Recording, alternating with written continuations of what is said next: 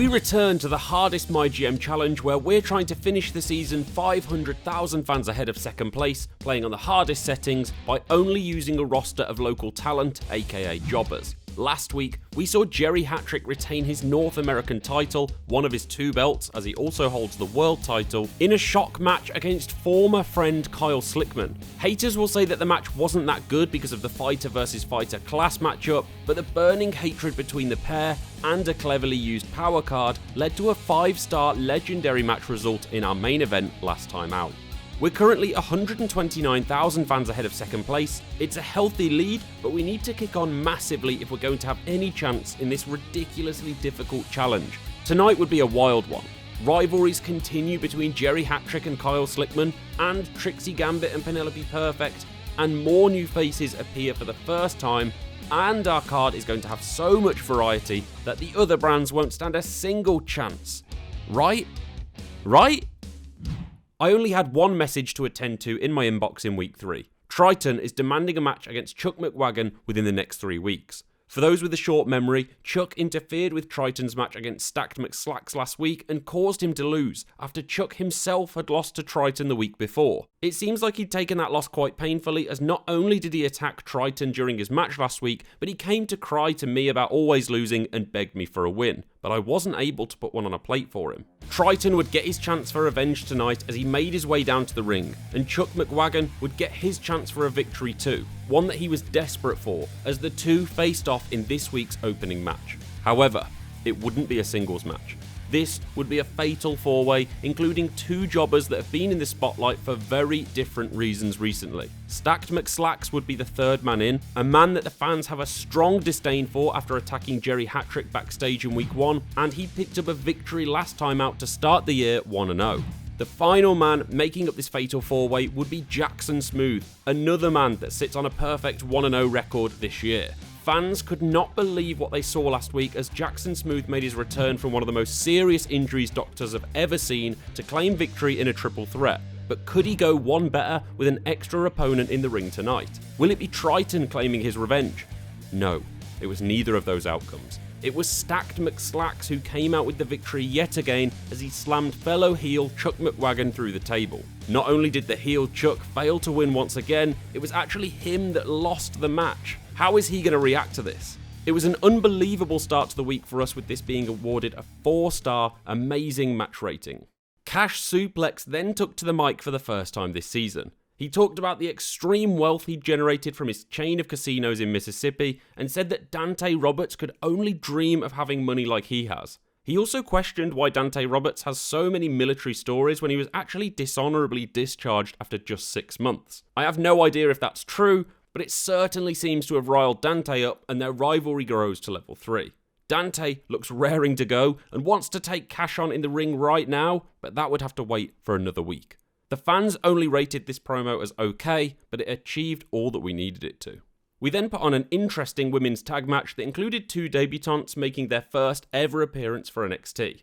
One would be Sammy George, who the fans saw on a charity promo last week. She would be joining forces with Trixie Gambit this week, who abandons her regular tag partner, her tag team championship partner and fellow member of Hell to Pay, in the hope of helping heel Sammy George start to make a name for herself, whilst the 2 of them would hopefully get to take down Penelope Perfect, who was doing a similar thing with her partner, the newcomer Maya T. Kirk.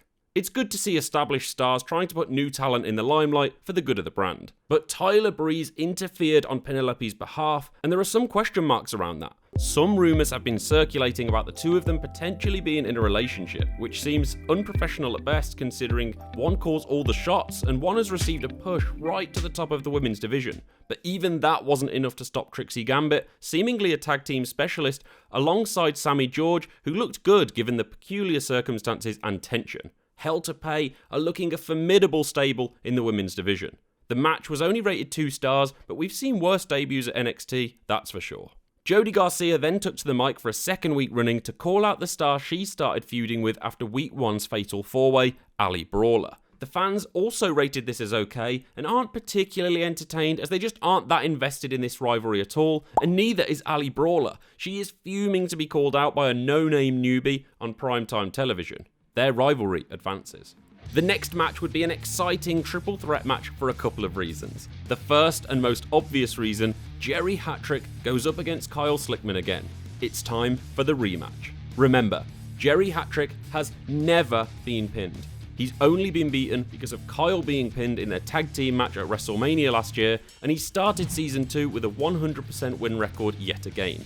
Jerry's chances of victory tonight would be made tougher by a new addition to the roster. Who would it be? Well, there was no mistaking the entrance music, or lack thereof. Who else would come out to the sound of silence other than Silence, the heel known to be evil in the ring? It would be a regular match, no title on the line, and the fans were excited to see Jerry v Kyle Part 2, as well as Silence's introduction. Silence was born and raised in France, just outside Paris, or as Silence would pronounce it. He came up through the amateur ranks in the Paris Wrestling League and had a range of circus-themed gimmicks from acrobat to fire breather, but he eventually won the crowd over by becoming a mime, spending 2 years busking on the streets to perfect his act. He had a cameo role for us NXT last season, featuring 3 times early on after Mick Foley tried to destroy us with injuries, winning just 1 match, but unfortunately he failed to secure a contract renewal.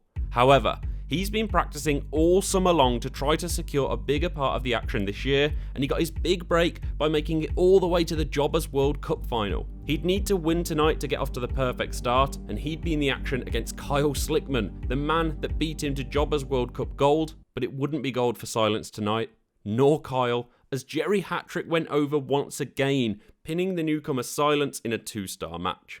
We're finally penalised in the ratings for our fighter versus fighter rivalry between Kyle and Jerry. It's a rivalry I'd have preferred to avoid, but it's one that the stars and the fans deserve. Surely Jerry's undefeated singles reign can't go on for 900 days.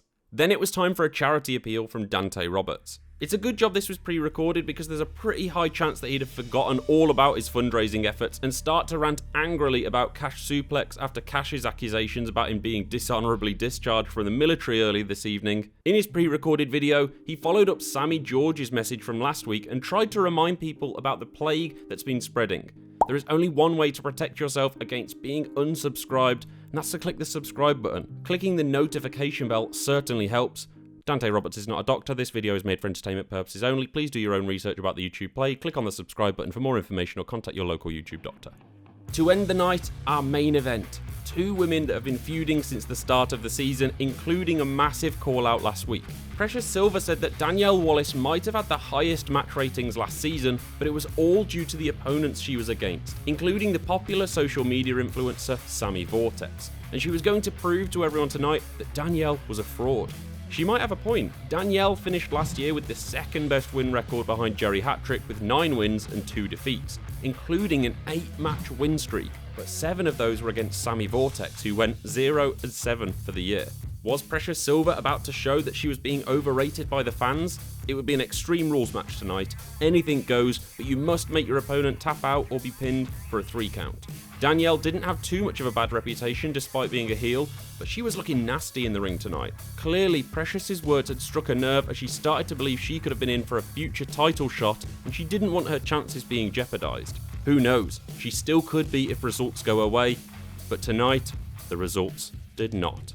Precious Silver took the win in a 3.5-star match, and the rivalry grew to level 3. Could we see this one reach boiling point with a level 4 rivalry before SummerSlam?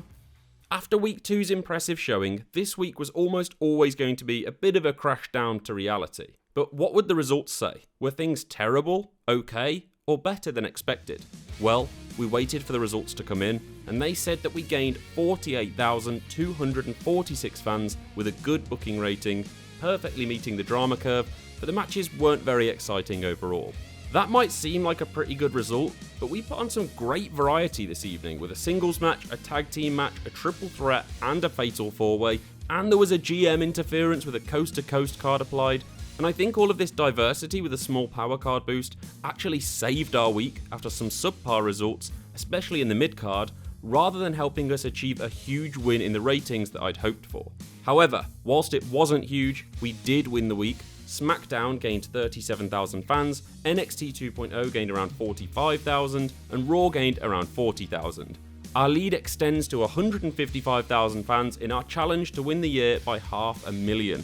Next week, we'd be facing our most difficult challenge of the season yet. I won't spoil anything, but fireworks should be expected.